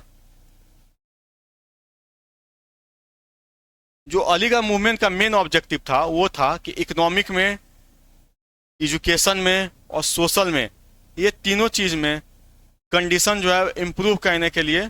ये जैसे उस समय क्या था ना, ब्रिटिशर्स ने सबकी हालत बहुत बेकार करके रखी हुई थी। तो अलीगढ़ मूवमेंट सर सैयद अहमद खान ने स्टार्ट किया था और उनका डिमांड था, ऑब्जेक्टिव था कि मुस्लिम कम्युनिटी को कम से कम इन तीन चीज में कंडीशन जो है वो बढ़िया करके दिया जाए या छूट दी जाए। ठीक है, या बढ़िया दिया जाए, एजुकेशन बढ़िया दिया जाए, सोशल में उनका, सामाजिक में उनका इज्जत ज़्यादा हो। रिलीजियस जो थे, रिलीजन को ब्रिटिशर्स मानते नहीं थे, उनमें वो चाहते थे कि हमारे धर्म को बढ़िया से माना जाए या हमारे धर्म को बढ़िया से प्रचार करने की आज़ादी दी जाए। ये सारी डिमांड अलीगढ़ मूवमेंट की थी। आइए 41 नंबर क्वेश्चन देखते हैं क्या कह रहा है। Which one of the following is not matched. कौन सा इसमें नहीं मैच हो रहा है या गलत है? प्रार्थना समाज, आत्माराम पांडुरंग। जो प्रार्थना समाज है आत्माराम पांडुरंग के द्वारा लाया गया था, या आत्मीय सभा देवेंद्रनाथ टैगोर के द्वारा लाया गया था, या भारतीय ब्रह्म समाज केशव चंद्र सेन के द्वारा लाया गया था, या आर्य समाज दयानंद सरस्वती के द्वारा लाया गया था। बताइए इसमें गलत कौन सा है? प्रार्थना समाज आत्माराम पांडु के द्वारा लाया गया था, सही है। ठीक। आत्मीय सभा देवेंद्रनाथ टैगोर के द्वारा लाया गया था, गलत है। भारतीय ब्रह्म समाज केशव चंद्र सेन के द्वारा लाया गया था, सही है। आर्य समाज दयानंद सरस्वती के द्वारा लाया गया था, ये भी सही है। हमारा क्वेश्चन क्या पूछा है? Not match. तो कौन सा मैच नहीं कर रहा है? B number. इसका आंसर क्या हो जाएगा? B number. आत्मीय सभा जो है वो देवेंद्रनाथ टैगोर के द्वारा नहीं लाया गया था। ताइए हम लोग जानते हैं कि आत्मीय सभा जो है वो किसके द्वारा लाया गया था? तो ये जो था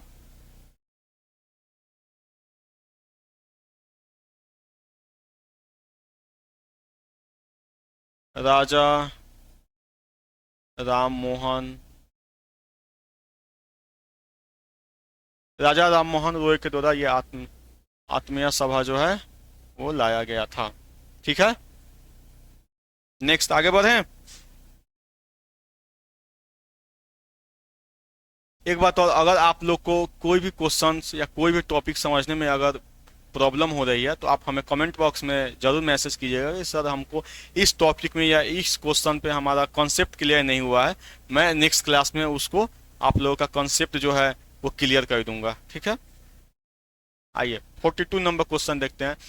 द प्रिंसिपल ऑफ ब्रह्मो समाज इज बेस्ड ऑन, जो ब्रह्मो समाज का जो प्रिंसिपल है वो किसके ऊपर आधारित है, किसके अकॉर्डिंगली, किसके बेसिस पे है।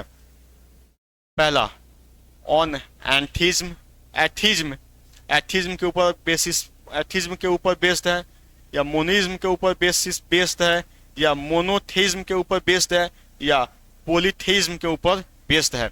बताइए जो ब्रह्मो समाज जो है किसके ऊपर बेस्ड है। इसका आंसर हो जाएगा सी नंबर, ऑन मोनोथीज्म।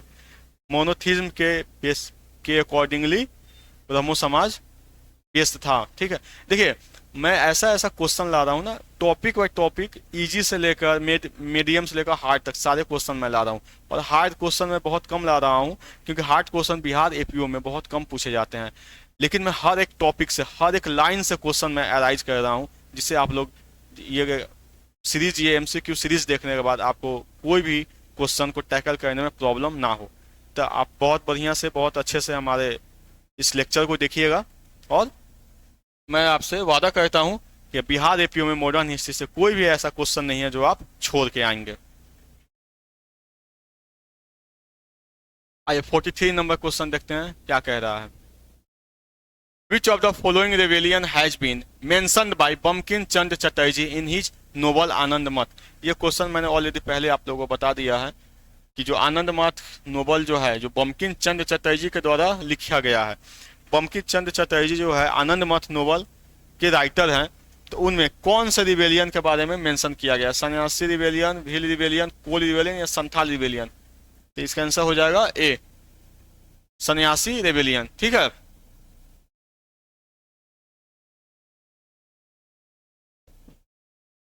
अच्छा हम लोग यहाँ एक चीज जानेंगे, जैसे ये सन्यासी रिवेलियन हो गया, भील रिवेलियन हो गया, कोल रिवेलियन हो गया, या संथाल रिवेलियन हो गया, तो ये हम लोग जानेंगे कहाँ कहाँ और किस जगह पे हुआ था। ठीक है, तो ये जो सबसे पहले जो सन्यासी रिवेलियन है वो 1763 से 1800 के बीच में हुआ था, इसको हम लोग ध्यान रखेंगे।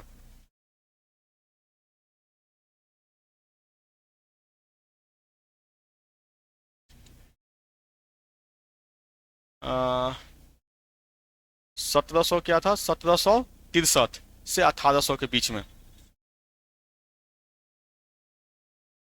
ठीक है, और जो व्हील रिवेलियन जो था वो 1818 से स्टार्ट हुआ था। कोल और संथाल, कोल रिवेलियन जो था वो था 1831 से 1832 तक था। ये 1818 से लेके, और संथाल रिवेलियन जो था वो 1855 से 1856 तक था। ठीक है, और व्हील रिवेलियन 1818 से लेके 1860 तक था। ठीक है, ये जो आपको जो मैंने बताया है ये ईयर है कि ये रिवेलियन जो है इतने इतने साल तक चला था। ठीक है, और इसमें हम लोग कुछ और फैक्ट जानेंगे, जैसे कि जो सन्यासी रिवेलियन जो था वो मूवमेंट क्यों स्टार्ट हुआ था। तो ये जो मूवमेंट जो है ये पहला ऐसा मूवमेंट था सन्यासी रिवॉल्ट जो हिंदू मुस्लिम कम्युनिटी को, हिंदू मुस्लिम लिम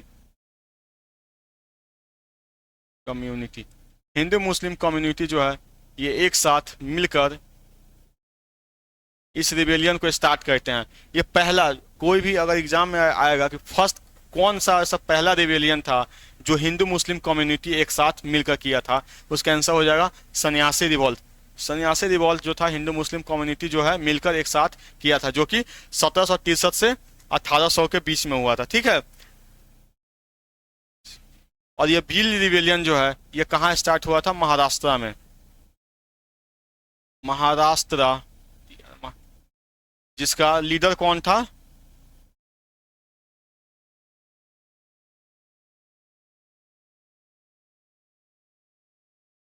गाजी सिंह, ये काजी सिंह जो है वो लीडर था। किसका लीडर था? व्हील रिवेलियन का लीडर काजी सिंह था, जो महाराष्ट्र में स्टार्ट हुआ था। इसको भी आप लोग ध्यान रखेंगे। अब आता है कोल रिवेलियन, जो 3131 से 132 में चला था, जो कि किसके द्वारा स्टार्ट हुआ था? बुद्धो भगत के द्वारा। बुद्धो भगत कौन था? बुद्धो भगत लीडर थे। और कहाँ स्टार्ट हुआ था, किस जगह पे? छोटा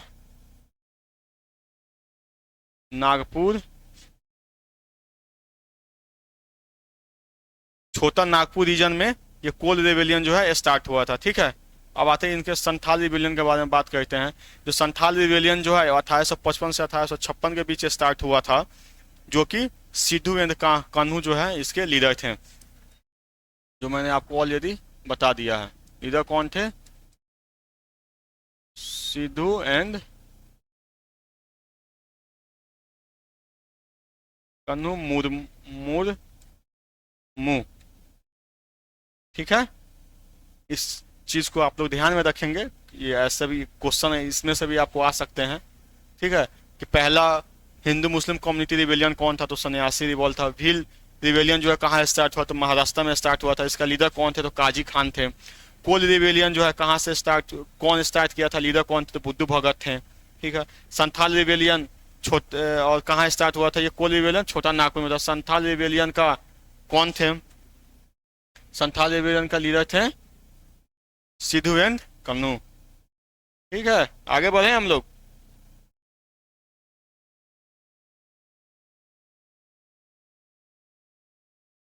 आइए, who among the following is known as Martin Luther of India? India का मार्टिन लूथर किसको कहा जाता है? Who among the following is known as Martin Luther of India? आइए इसका ऑप्शंस देखते हैं क्या है। राजा राम मोहन रॉय, दयानंद सरस्वती, या विवेकानंद, या रामकृष्ण परमहंसा? रामकृष्ण परमहंसा, विवेकानंद, स्वामी विवेकानंद, दयानंद सरस्वती, या राजा राम मोहन रॉय? बताइए, मार्टिन लूथर इंडिया का जो है, मार्टिन लूथर हम लोग किसको कहते हैं? बताइए इसका आंसर क्या होगा? इसका आंसर हो जाएगा बी नंबर। क्या हो जाएगा? B number, Dayanand Saraswati. Okay,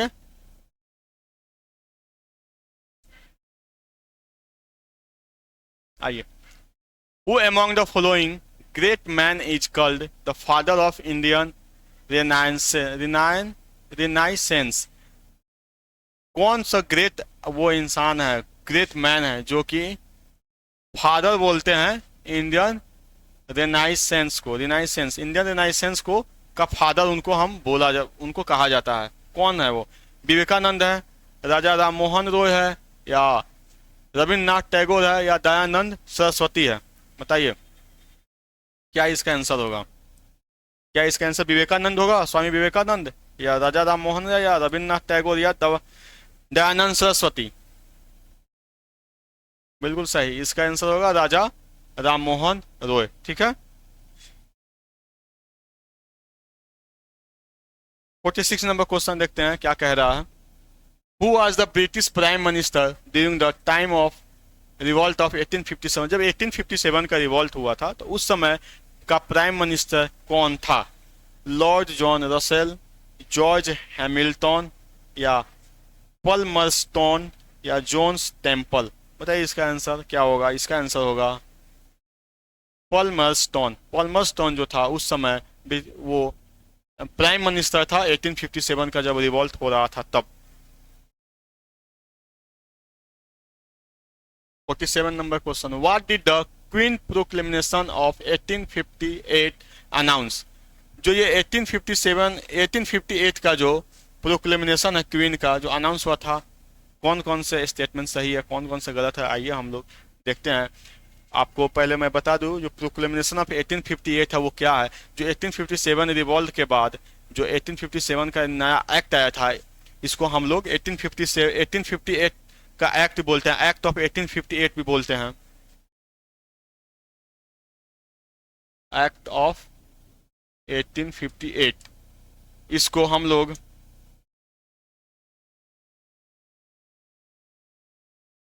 good governance act भी बोलते हैं, ठीक है।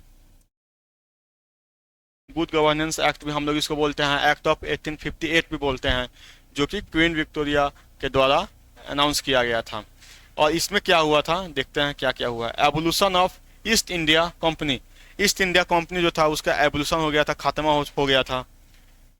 Equal treatment of Indian and Britishers, Britishers और इंडियंस का को इक्वल ट्रीट करना है, ये सारा इस एक्ट का अनाउंसमेंट है कि ऐसे ऐसे होगा। रिलीजियस टॉलरेंस, जो रिलीजियस टॉलरेंस जो है वो बैन हो जाएगा, ठीक है। या ऑल द एबव, बताइए इसमें आंसर क्या होगा। इसका आंसर ऑल द एबव हो जाएगा।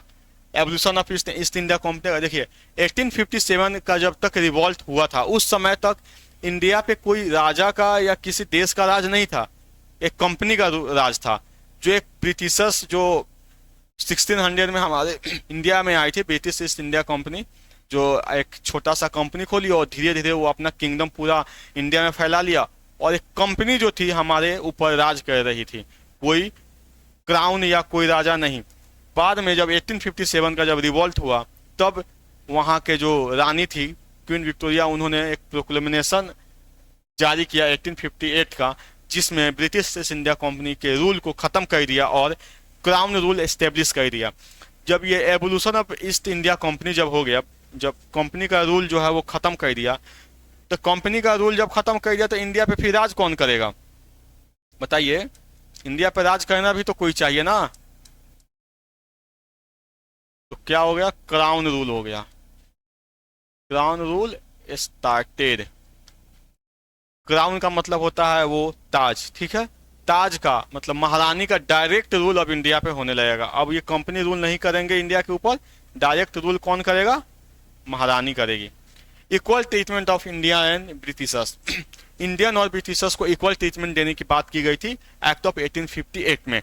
जैसे कि क्या होता था ना, कंपनी वाले इंडियंस को बहुत बुरी नज़र से देखते थे, उनको इक्वल ट्रीट ही नहीं करते थे। जैसे आर्मी में जो भर्ती थे, जो आर्मी रेजिमेंट में हमारे इंडियंस लोग थे, उनको इक्वल सैलरी नहीं मिलता था, उनका खाने का या रहने का, काम करने का कंडीशन बिल्कुल पुअर था, चीप था। इवन जो पहले स्टार्टिंग में क्या था, इन्होंने लालच दिया कि हम आपको ढेर सारे पैसे देंगे, खाने देंगे मुफ्त में, जिस वजह से इंडियन लोगों, बेरोजगार लोग थे, उन्होंने आर्मी ज्वाइन कर ली, ब्रिटिश आर्मी। लेकिन बाद में जो फ्री का जो खाना था वो भी वो छीन लिया गया, फ्री में खाना भी नहीं दिया गया। तो वो बहुत अनइक्वल ट्रीटमेंट होता था ब्रिटिश और इंडिया में, आर्मी के अंदर भी और बाहर भी। रिलीजियस टॉलरेंस बैंड, धर्म के आधार पर जो टॉलरेट किया जाता था उसको भी इसमें गुड गवर्नेंस ऑफ एक्ट में इसको भी हटा दिया गया, बैंड कर दिया गया, ठीक है। और बहुत सारे रीजन है जो कि आपको पॉलिटी में पढ़ने को मिलेंगे। पॉलिटी का जब क्लास बीपीएस कर लेंगे तो उसमें आप लोग को ये देखने को मिलेगा, बहुत सारे एक्ट हैं। What were the long-term impact of the revolt of 1857? 1857 का लॉन्ग टर्म इम्पैक्ट क्या रहा, लंबा समय तक प्रभाव 1857 का, 1857 के क्रांति का क्या प्रभाव रहा लंबे समय तक।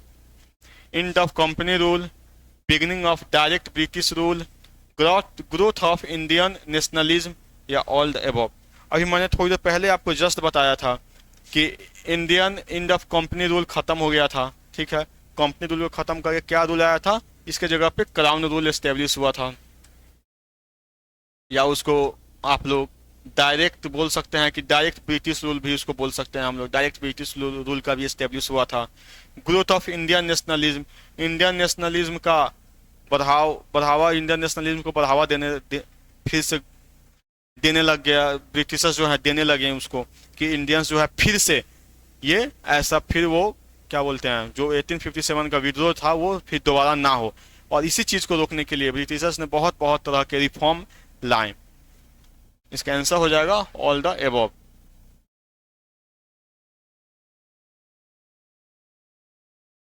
आइए 49 नंबर क्वेश्चन देखते हैं। What role did Rani Lakshmibai play in the revolt of 1857?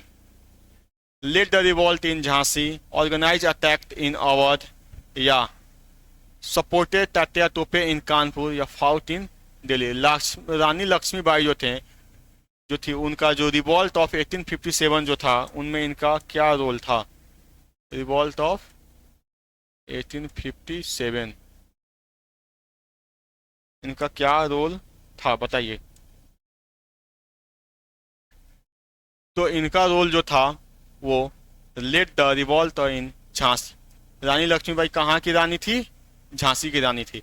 तो झांसी में जो रिवॉल्ट हुआ था, रानी लक्ष्मीबाई ने रिवॉल्ट किया था झांसी में 1857 के रिवॉल्ट का, तो उसका नेतृत्व कर रही थी झांसी में।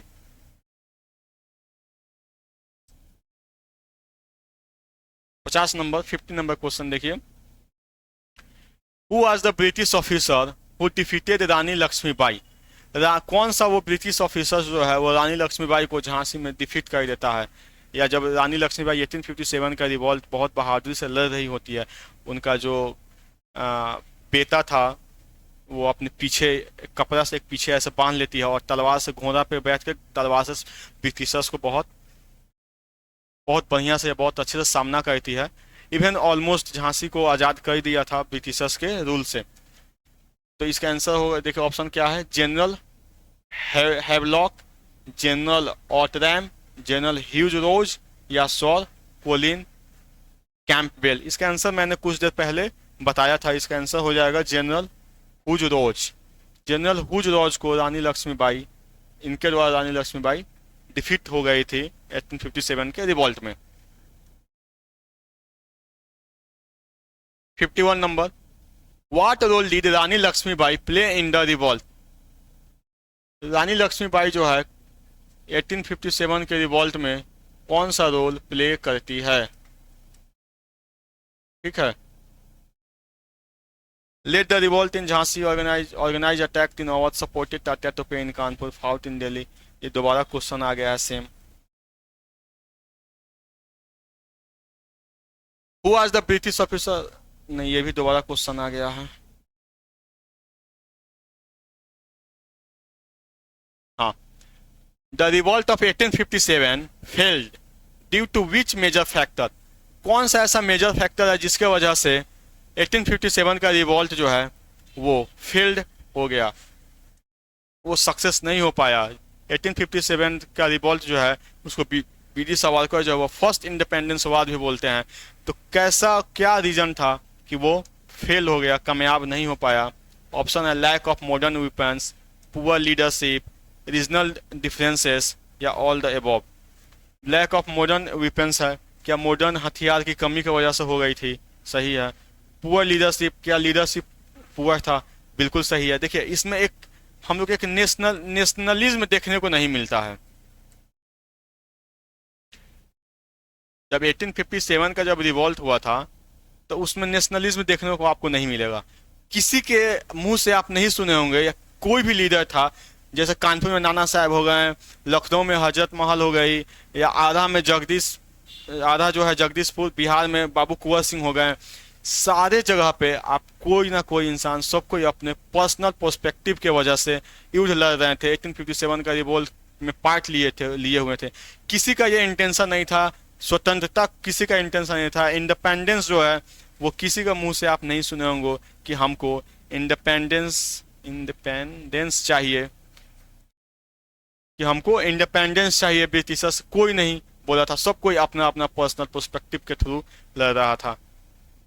इसलिए पुअर लीडरशिप हो गया, रीजनल डिफरेंस हो गया, बहुत डिफरेंस है ब्रिटिशर्स में और हमारे बीच में, बहुत डिफरेंस थे। ब्रिटिशर्स जो है उनके पास नए नए हथियार थे, नई टेक्नोलॉजी थी, तोप थे, मिसाइल थे। हमारे पास क्या था, वहीं जो आर्मी में जो हम लोग काम कर रहे थे उसमें से छोटा मोटा जो कारतूस हथियार थे, बंदूक नली वाला वो था, और बाकी वहीं तलवार वगैरह था, जिसे हम लोग ये 1857 का रिवॉल्ट हम लोग जीत नहीं पाए। बहुत बुरी तरह से सब जगह दबा दिया गया इस रिवॉल्ट को। इसका आंसर होगा ऑल द अबव। ठीक है।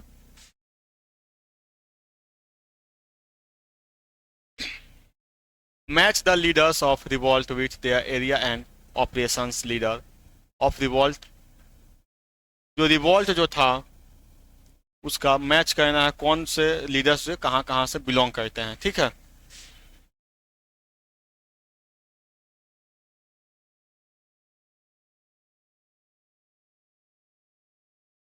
कुंवर सिंह फैजाबाद, मौलवी अहमदुल्लाह आसाम, दीवान मनी राम दत्ता कानपुर, या अजीमुल्ला खान आरा। देखिए इसका मैच करना है कौन से लीडर कहाँ कहाँ से लड़ रहे थे। आइए हम लोग इसको मैच करवाते हैं। पहले है कुंवर सिंह। कुंवर सिंह कहाँ से आते हैं, मैंने अभी जस्ट आपको बताया कुंवर सिंह कहाँ के थे, आरा के थे। ठीक है, आरा कहाँ पे है, जगदीशपुर। आरा जगदीशपुर से ये बिलोंग करते थे जो कि बिहार में है, और आरा जो है एक आरा डिस्ट्रिक्ट है बिहार में। तो देखिए पहला का हो जाएगा 4। ठीक, तो यहाँ हम लोग ऑप्शन में देखेंगे कि 4 किस किस ऑप्शन में ए का दिया हुआ है। पहला ऑप्शन में है ए का 4, इसमें नहीं है, इसमें नहीं है, इसमें है, इसमें नहीं है। तो देखिए ये ऑप्शन तो होगा नहीं, ये ऑप्शन भी होगा नहीं। ठीक है, बहुत ये सारे क्वेश्चन टैकल करने का बहुत आसान तरीका है कि आप पहला क्वेश्चन मैच कीजिए कि मैच हो रहा है किस किस ऑप्शन से। तो ऑप्शन नंबर ए और ऑप्शन नंबर 3 सी, ये दोनों में पहला ए का जो है वो 4 मैच कर रहा है। अब हम लोग आगे बढ़ते हैं, आगे देखते हैं कि बी नंबर जो है वो किस में आ रहा है। तो बी नंबर जो है मौलवी अब्दुल्ला, मौलवी अब्दुल्ला जो है वो किस जगह से लीड कर रहे थे 1857 के रिवॉल्ट को। तो मौलवी अब्दुल्ला जो है वो फैजाबाद से लीड कर रहे थे। तो ये सेकेंड का क्या हो गया, ए हो गया। तो हम लोग देखेंगे क्या इसमें बी का 1 है, तो हाँ बी का 1 है, तो ये भी और आगे देखेंगे। फिर ये भी देखेंगे बी का इसमें 3 है। तो जब ये बी का इसमें 3 दिखा रहा है, लेकिन हमारा ऑप्शन में सही क्या आ रहा है, बी का 1। मौलवी अहमदुल्ला जो है वो फैजाबाद के लीडर थे, फैजाबाद से नेतृत्व कर रहे थे 1857 के रिवॉल्ट को। तो ये भी ऑप्शन हमारा गलत हो जाएगा। ठीक है, तो हमारा ऑप्शन क्या बच रहा है, ए नंबर, ये आंसर सही है। तो इसे आइए हम लोग मैच कर लेते हैं। बाबू कुंवर सिंह आरा से हैं, ठीक है, और बी का 1 है। मौलवी अहमदुल्ला जो है फैजाबाद से हैं, सी का सेकेंड है। दीवान मनी राम दत्ता जो है वो असम से हैं, और डी का 3 है। अजमुल्ला खान जो है वो कानपुर है। अजमुल्ला खान जो है कानपुर में जो नाना साहब थे उनको 1857 का रिवोल्ट लड़ने में मदद किए थे।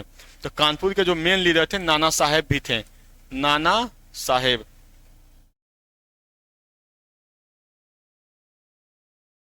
नाना साहेब को किसने मदद दिया था, ये अजमुल्ला खान ने। ठीक है,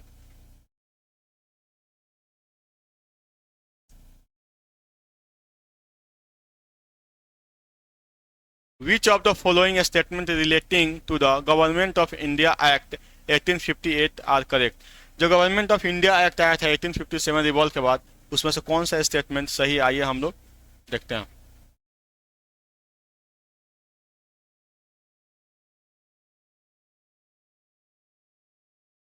पहला स्टेटमेंट क्या कह रहा है, the British crown assumed sovereignty over India from the east India company.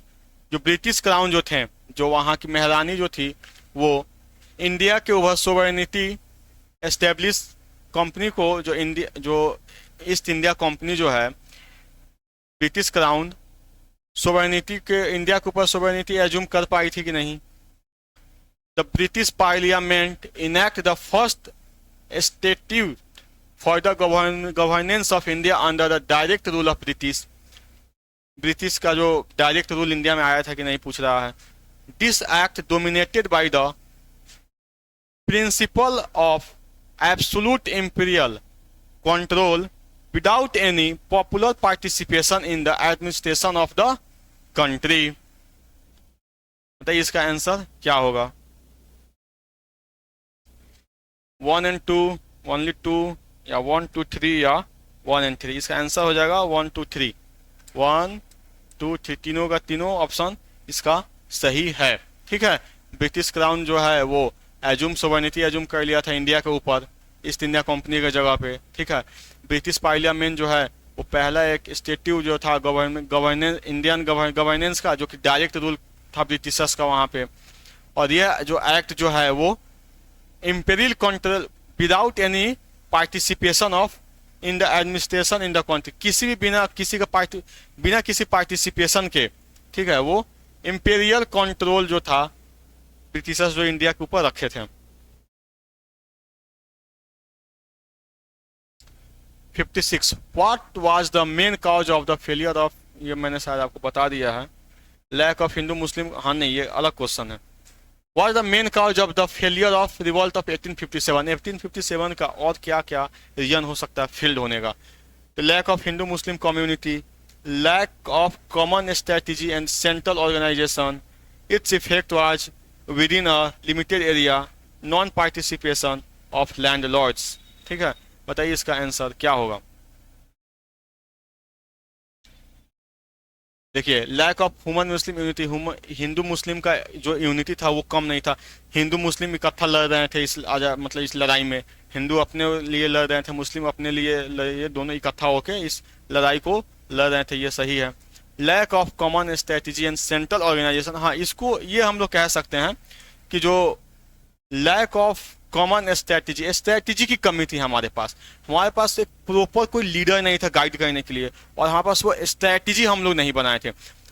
अचानक से हम लोग ने रिवॉल्ट स्टार्ट कर दिया। बैरकपुर में मंगल पांडे ने एक जो कमांडर चीफ थे उनको हेड शॉट मारा और वहां से स्टार्ट हो गया 1857 का रिवॉल्ट। और मेरठ से ह्यूज मेंबर, बहुत सारे पीपल जो हैं वहां से स्टार्ट किए थे, और वहां से मेरठ से चलते चलते वो लोग दिल्ली पहुंचे। दिल्ली में बहादुर शाह जफर जो कि बहुत बूढ़ा था, जिसके अंदर उतनी हिम्मत नहीं थी लीडरशिप करने की, जो उन्होंने लीडर फिर भी कमान संभाला और 1857 रिवॉल्ट को आगे बढ़ाया। तो लैक ऑफ कॉमन स्ट्रेटजी भी था और and central organisation, its effect was with in a limited area, its effect was with in a limited area. क्या एक ये जो रिवॉल्ट जो एक छोटे सी जगह में ही सीमित होकर रह गया? तो नहीं, ये नहीं रहा। नॉन पार्टिसिपेशन ऑफ लैंडलॉर्ड्स, क्या लैंडलॉर्ड्स का पार्टिसिपेशन नहीं सर, लैंडलॉर्ड का भी पार्टिसिपेशन था। तो इसका आंसर हो जाएगा इसका B number, B. Lack of common strategy का हमारे पास कमी था। सेंट्रल ऑर्गेनाइजेशन, इसका आंसर हो जाएगा बी, क्योंकि ये था नहीं, ये पूरा हिंदू मुस्लिम कम्युनिटी मिलकर लड़ रहे थे। ठीक है, it's effect was with in limited area में था नहीं, पूरा नॉर्दर्न एरिया में फैला हुआ था। नॉन पार्टिसिपेशन लैंडलॉर्ड्स का भी पार्टिसिपेशन इसमें था।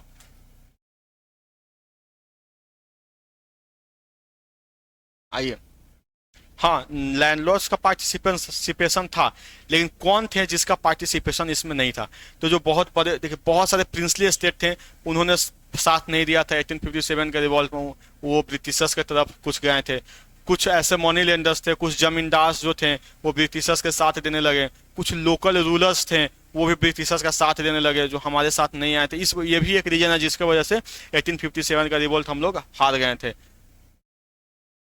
The storm centres of the revolt of 1857 were at, किस किस जगह पे सबसे ज्यादा 1857 का रिवॉल्ट का स्टॉर्म देखा गया था? दिल्ली, कानपुर, लखनऊ या all the above?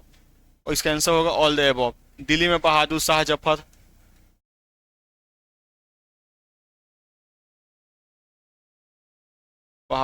Zafar, lead कर रहे थे लाल किला से। कानपुर में नाना साहेब,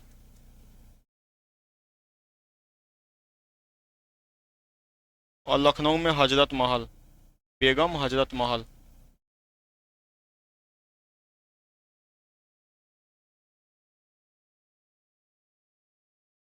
बेगम हजरत महल, ये लोग जो हैं इसी जगह से लीड कर रहे थे। ठीक है,